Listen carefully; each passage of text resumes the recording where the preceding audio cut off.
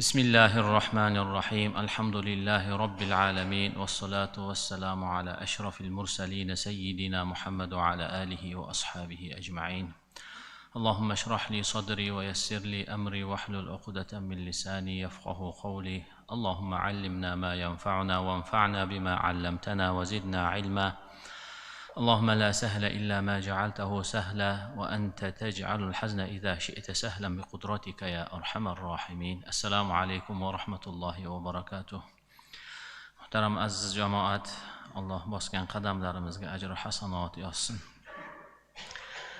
Bugungi juma ma'ruzamiz hikmatning boshi Allohdan qo'rqish deb nomlanadi. Hammamizga ma'lum dinimizda Alloh taolo bizni bir qancha amallarga buyurgan, bir qancha gunohlardan, ma'siyatlardan qaytargan. Shularning ichida mo'minni eng muhim xislatlardan biri sanaladigan Allohdan qo'rqish, taqvo xislati alohida o'rin tutadi. Chunki bu sifat odam bolasini avvaliyu oxiri mana shu ishga buyurilgan hisoblanadi. Qur'oni Karimda Alloh taolo marhamat qilib shunday deydi: Astaizu billah va laqad wassayna allazina utul kitaba min qablikum va iyyakum an ittaqulloh. Batahqiq sizdan oldin kitob berilganlarga ham, sizga ham Allohga taqvo qilinglar deb vasiyat qildik deyiladi. Ya'ni inson bolasi borki, hammasiga Allohga taqvo qilishlik buyurilgan.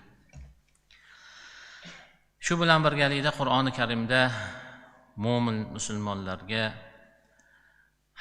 bu dunyoda haqiqiy Allohga taqvo qilishlik va mo'min musulmon hollarda o'tishliklari aytilgan, buyurilgan. Alloh taolo Qur'oni Karimda ya ayyuhallazina amanutaqulloha haqqa tuqatihi va la tamutunna illa va antum muslimun. Ey iymon keltirganlar, Allohga haqiqiy taqvo ila taqvo qiling va faqat musulmon holingizda bu dunyodan o'ting. Oyat karimada Alloh taolo ya ayyuhallazina amanu, ya'ni Alloh va uning rasuliga iymon keltirgan zotlar deb siz bilan bizga xitob qilyapti va o'ziga haqiqiy ma'noda taqvo qilishlikka buyuryapti. Mashhur sahobiy Abdulloh ibn Mas'ud radhiyallohu anhu haqiqiy taqvo haqida shunday degan ekanlar: Allohga itoat etib isyon etmaslik, uni eslash va unutmaslik, unga doimo shukr qilib kufrga ketmaslik deb ta'riflagan ekanlar.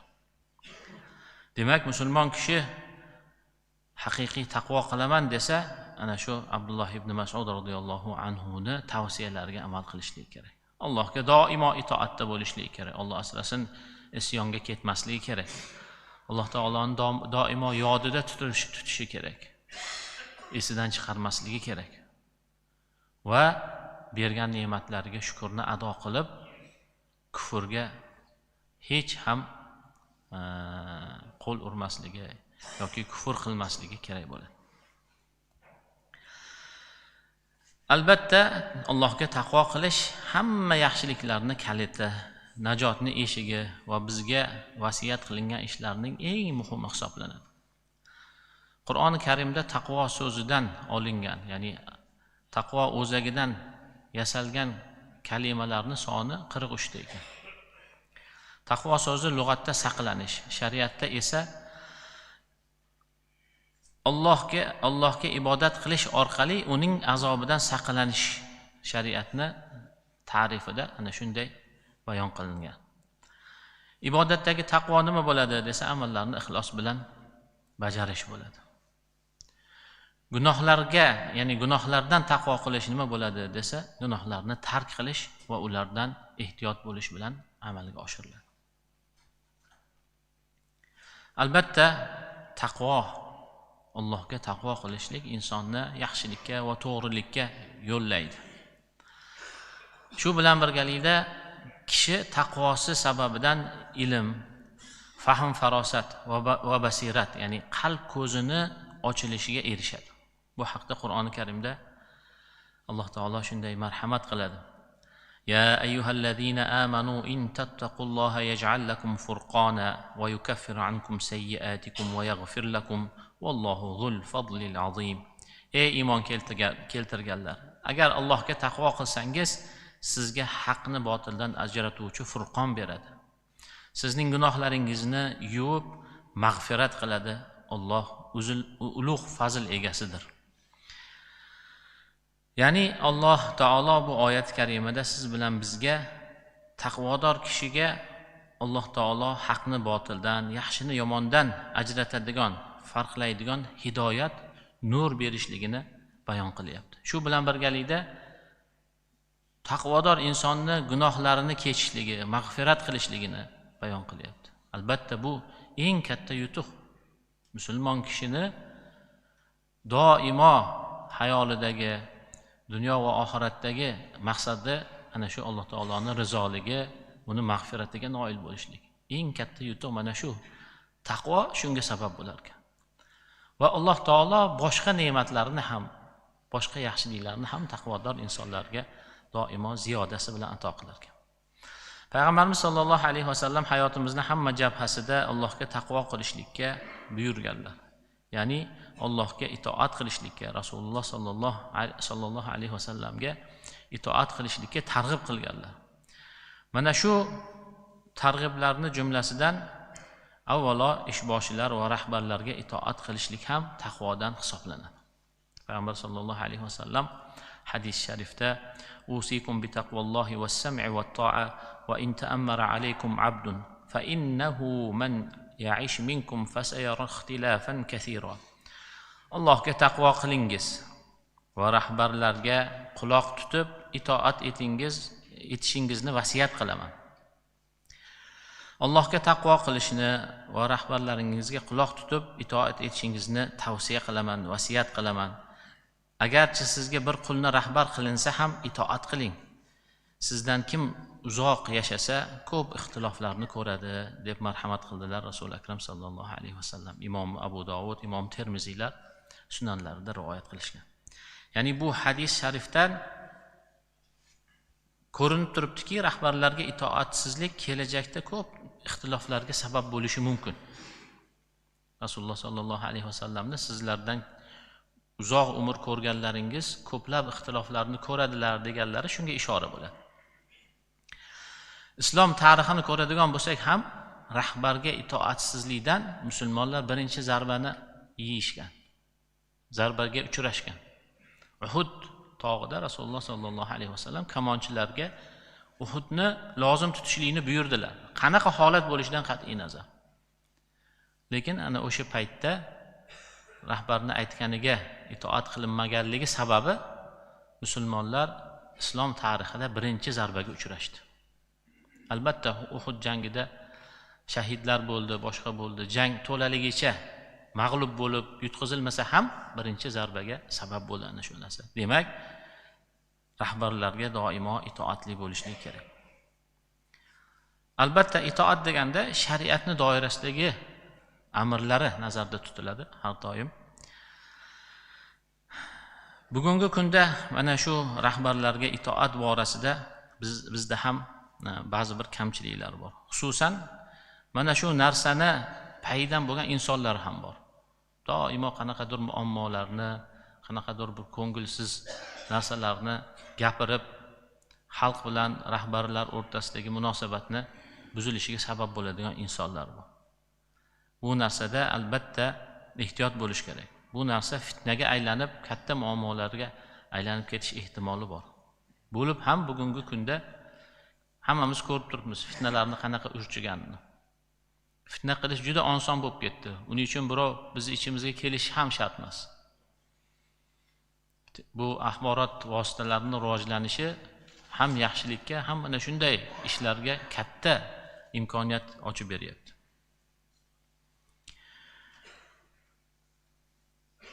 Demak, mana shunaqa narsaga uchraganimizda albatta bu dinimizning asosiy qoidalari, taqvo va hikmatga zid ekanligini yodimizda tutishligimiz kerak. Bu haqida ulug' sahobiy Abdulloh ibn Mas'ud radhiyallohu anhu Rasul hikmati taqvolloh dedilar. Ya'ni hikmatning boshi Allohdan qo'rqishdir dedilar.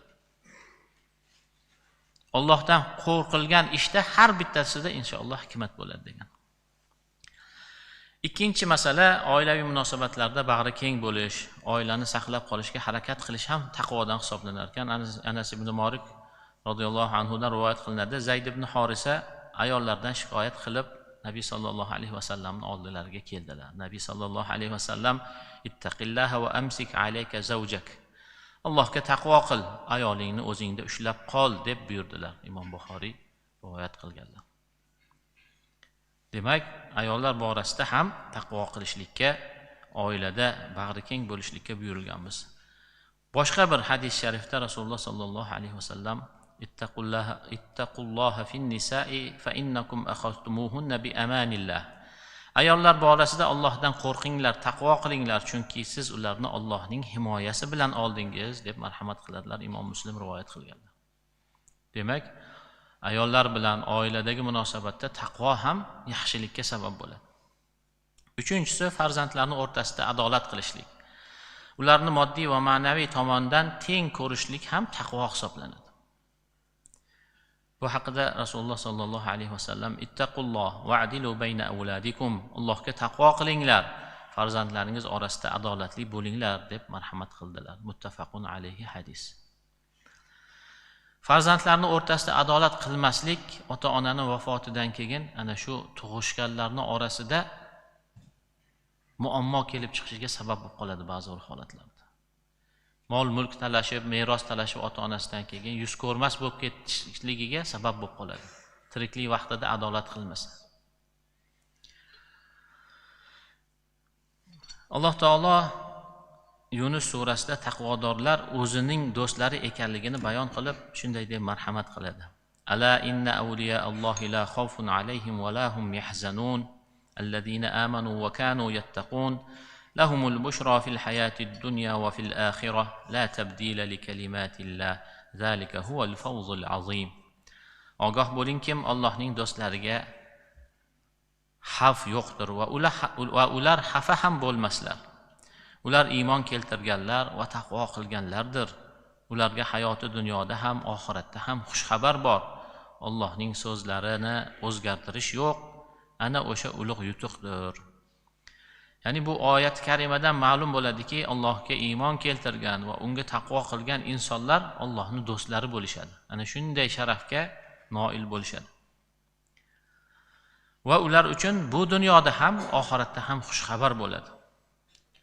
Ana shu xushxabar nima bo'ladi desak, bu ulug' yutuq, Alloh taoloning azobidan qutulish va rahmatiga erishish bo'ladi. Endi to'rtinchisi, taqvo borasidagi tavsiyalardan to'rtinchisi, chiroyli xulq bilan sifatlanish ham taqvodir. Bu haqda Payg'ambarimiz sollallohu alayhi vasallam Oysha radhiyallohu anha onamizga nasihat qilib shunday deganlar: "Ya Aishatu, alayka bi taqvallohi var rifq, fa innar rifqa lam yakun fi shay'in qattu illa zanah, va lam yunza' min shay'in qattu illa shanah." Ey Oysha, Allohga taqvo qilish va muloyimlikni o'zingga lozim tut. Chunki muloyimlik qaysi bir narsada bo'lsa, uni bezaydi. Qaysi bir narsadan tortib olinsa, sug'urib olinsa, uni aybli qiladi, dedilar Rasul akram sallallohu alayhi vasallam.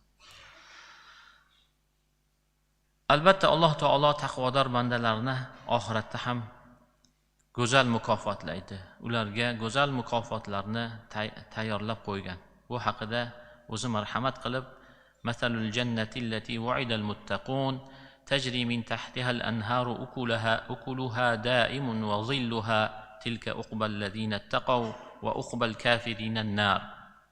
Taqvodorlarga va'da qilingan jannatlarning misoli budir. Ostidan anhorlar oqadi, mevalari va soyalari doimiydir. Bu taqvo qilganlarning oqibatidir. Kofirlarning oqibati esa do'zaxdir. Alloh taolo albatta taqvodorlarga jannatdagi mukofotlarni va'da qilgan va Alloh va'dasiga xilof qilmaydigan zot hisoblanadi. Shu bilan birgalikda oyat karimada ana shu mukofotlarni, jannatdagi mukofotlarni o'zi vasf qilib, u bog'roqlar orasidan anhor oqib turadigan, u yerdagi mevalar doimiy, ya'ni tugab qolmaydi. har doim mevalari bo'ladi. Va soyalariga quyosh ta'sir qilib, soyalari u yoq bu yoqqa ketib qolmaydigan joy deb vasf qiladi. Ya'ni jannat ko'z ko'rib, quloq eshitmagan, bandani hayoliga kelmagan narsalar bo'ladi aslida. Bu vasflar albatta siz bilan bizni, ya'ni zehnimizga ana shu ne'matlarni yaqinlashtirish uchun aytilgan gaplar hisoblanadi asosan. 5-masala halol kasb qilish ham taqvo hisoblanadi. Rasululloh sallallohu alayhi vasallam hadis sharifda inna ruhal qudusi qad nafatha fi ru'i annaha lan tamuta nafsun hatta tastakmila rizqaha va ajalaha fattaqulloha va ajmilu fit talab. Albatta ruhul qudus Jabroil qalbimga soldiki, hech bir nafs ajali yetmasdan va rizqini to'liq olmasdan vafot etmaydi. Bas Allohga taqvo qiling va halol rizq talabini chiroyli qiling dedilar Rasululloh sallallohu alayhi vasallam. Imom Abu Nuaym rivoyat qilganlar. Shu bilan birgalikda Zariyat surasida taqvodorlarning sifatlari yanada batafsil zikr qilinadi.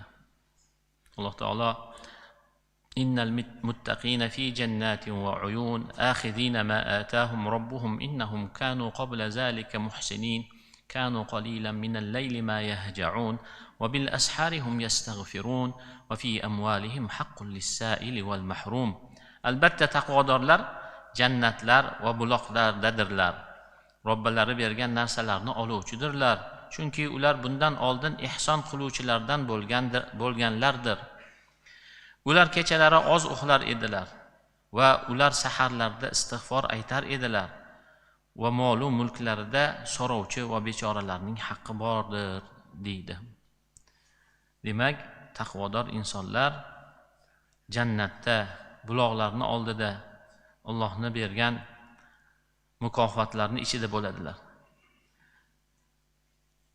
Bu ana shu ulardagi sifatlar tufaylidir. Ya'ni Alloh bergan narsalarni oluvchi edilar, buyurganlariga yuruvchi, qaytarganlardan qaytuvchi edilar.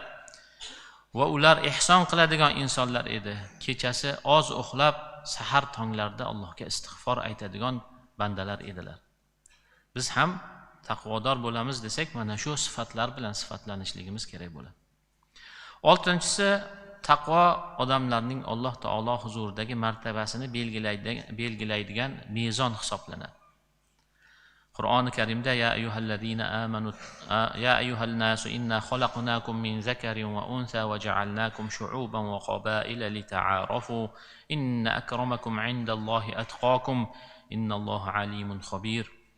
Ey odamlar, biz sizlarni bir erkak va ayoldan yaratdik va sizlarni o'zaro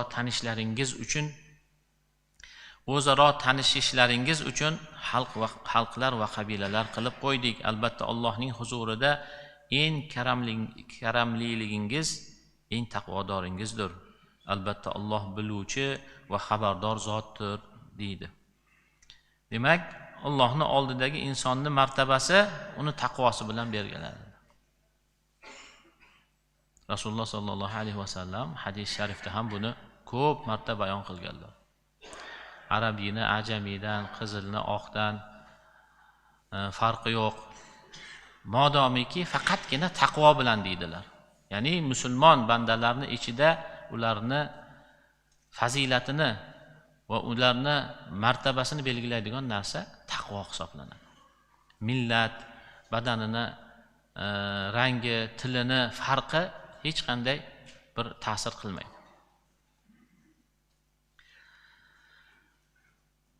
Bugun yer yuzida milliardlab odamlar bo'ladigan bo'lsa, mana shu odamlarning hammasini martabasi, ularning taqvosi asosida Allohning huzurida martabasi ro'yobga chiqadi.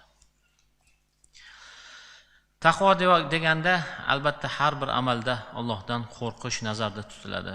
Mana shu ishlardan muhimlardan biri insonlarni, xalqni, jamiyatni haqqidan qo'rqishlik hisoblanadi.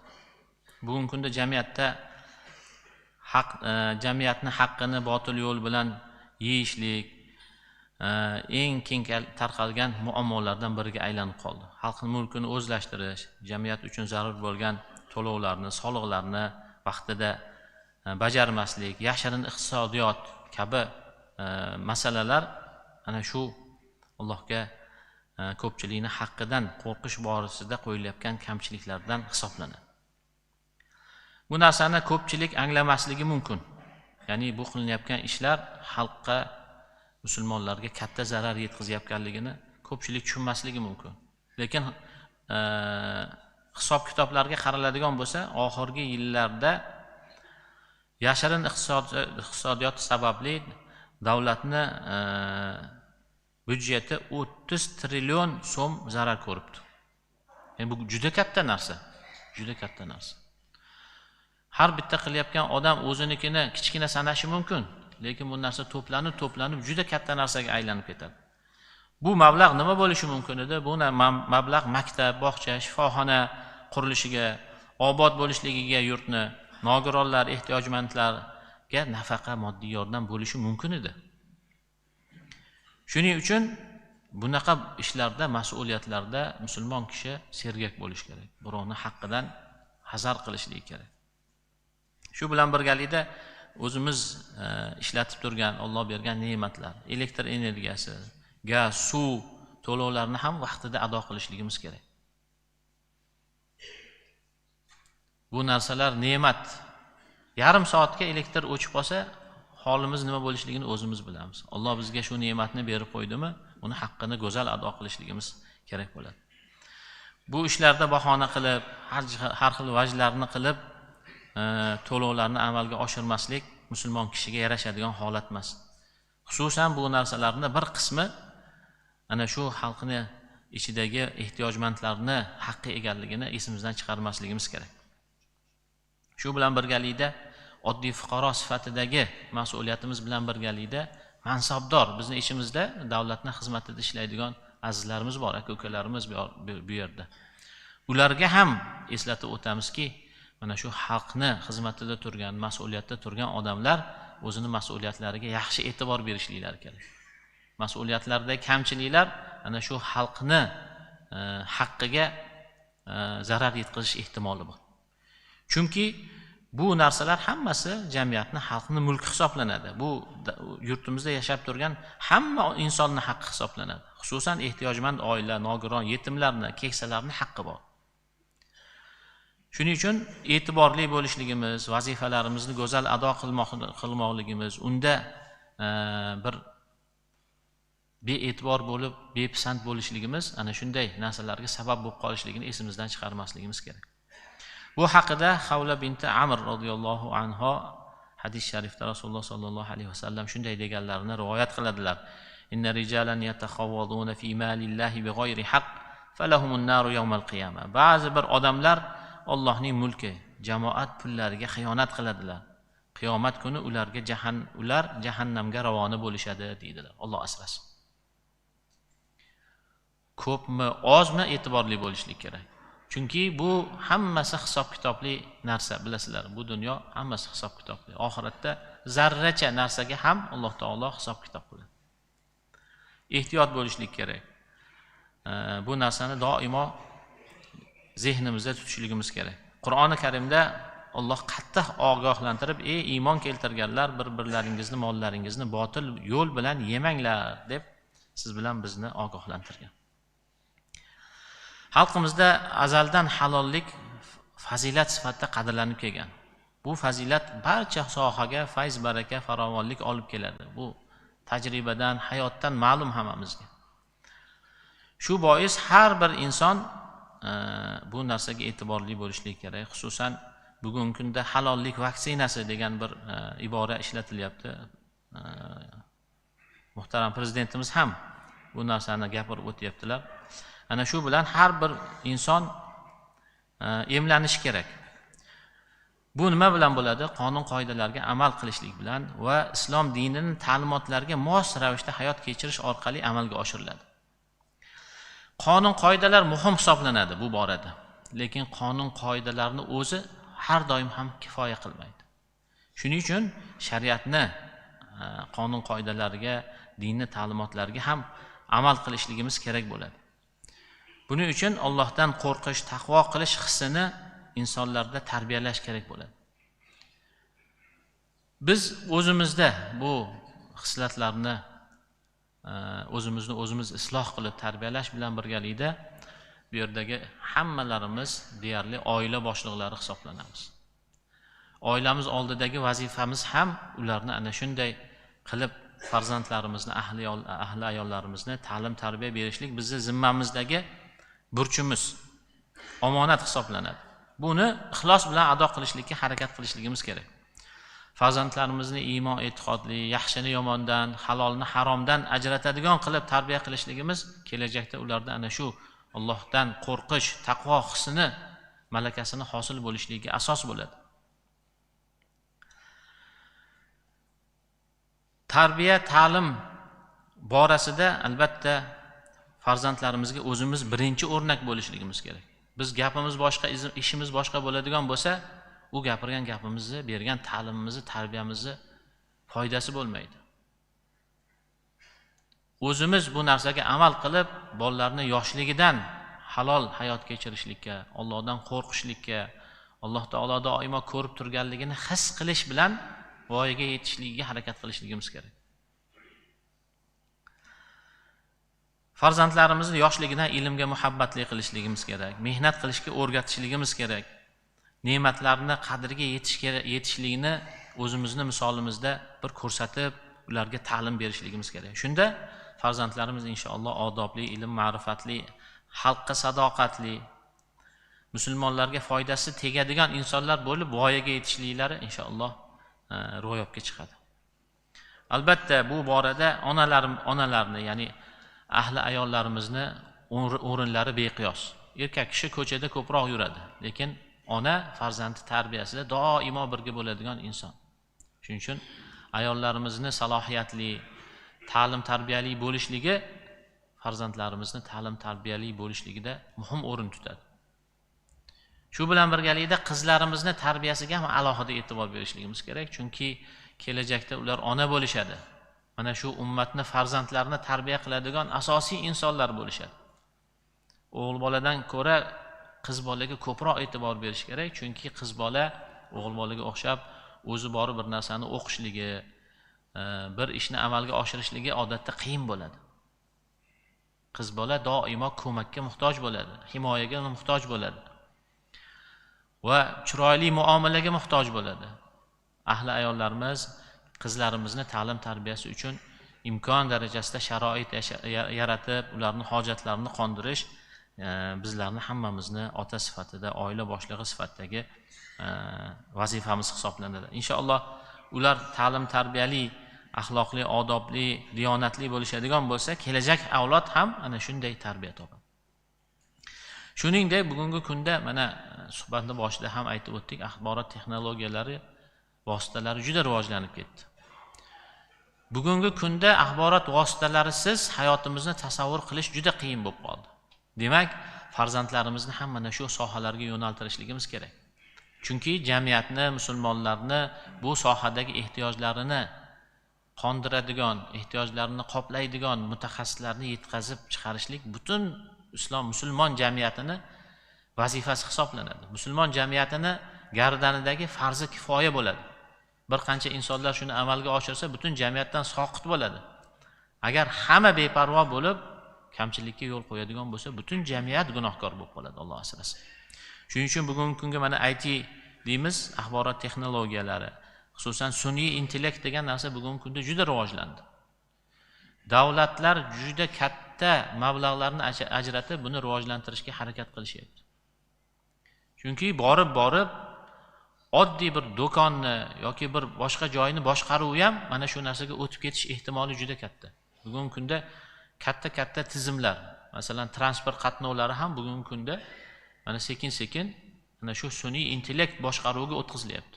Bu degani dunyoni asosiy ana shu xizmat sohasidagi yo'nalishlarini sun'iy intellekt ertaga qoplab olib boshqaradi degani. Rivojlanishni asosi mana shu narsada bo'ladi. Bu sohada o'zimizga yetarli bo'lgan, o'zimizning hojatimizni qoplaydigan mutaxassislarni yetkazib chiqarishligimiz hammamizni vazifamiz hisoblanadi. Bugungi kunda davr talabidagi mana shunday kasblar, yo'nalishlar bor, ularning hammasida musulmon, e'tiqodli, ummatning g'abi bor insonni tarbiyalashlik hammamizni vazifamiz hisoblanadi. U ana shu axborot texnologiyasida zo'r bo'lib ketsa, axloqi bo'lmasa ham undan manfaat kelmaydi. Allohdan qo'rqadigan banda bo'lmasa, undan foydadan ko'ra zarar ko'p tegish ehtimoli bor. Shuning uchun avval tarbiya turadi. Odob, axloq, iymon, e'tiqod, keyin undan keyin ilm bo'ladi. Odobli, axloqli, iymonli, e'tiqodli inson ilm olsa, ana shu ilm inshaalloh manfaatli bo'ladi. Alloh taolo hammalarimizga o'ziga taqvo qilishlikni nasib qilsin. Farzandlarimizni ham taqvo asosida tarbiyalashda o'zi yordamchi bo'lsin. Salaf solihlarimizga o'xshab taqvoda namuna bo'ladigan bandalar qatorida bo'lishligimizni Alloh nasib qilsin. O'tganlarimizni, ulug'larimizni, salaf solihlarimizni Alloh taolo rahmatiga olsin. Qolganlarimizni ularni hayotlaridagi namunalardan, hayotlaridagi ibratlardan ibratlanishligimizni Alloh muvaffaq qilsin. Assalomu alaykum va rahmatullohi va barakatuh.